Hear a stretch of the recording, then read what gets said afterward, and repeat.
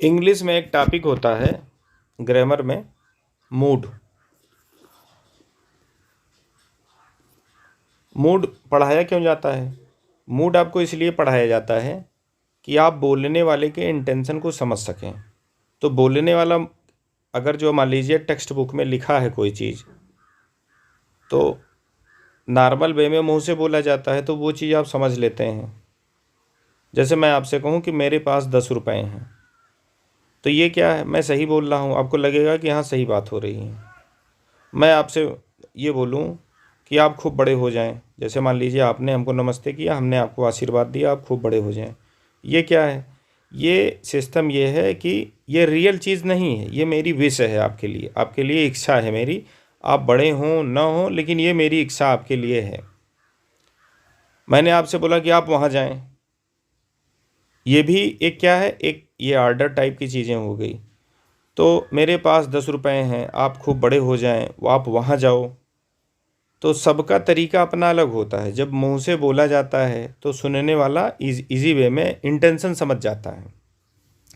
लेकिन अगर जो यही चीज़ ऐसे लिखी जाए तो उसमें आप इंटेंशन नहीं समझ पाते। हिंदी में फिर भी आदमी इंटेंशन समझ लेता है, इंग्लिश में दिक्कत आती है।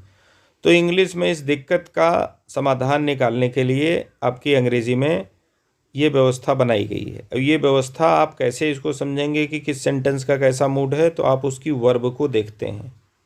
वर्ब देखने से पता चल जाता है कि कौन सी मूड है। तो इंग्लिश में आपके 3 मूड हैं, इन्हीं तीनों मूडों से आपका जो है निर्धारण हो जाता है, बोलने का इंटेंशन आपका पता चल जाता है और इन्हीं से सब कुछ पता चल जाता है। इंटेंशन के मामले में इन्हीं 3 शब्दावली से, 3 वर्ड से आप सब कुछ जान जाते हैं। अब इसमें जो पहला मूड है वो आपका इंडिकेटिव मूड है। इंडिकेटिव मूड ये रियल मूड होता है। जैसे मेरे पास 10 रुपए हैं, आई हैव 10 रुपीज़, ये पता चल गया। दूसरा मूड आपका होता है सबजंक्टिव मूड। सबजंक्टिव मूड क्या होता है?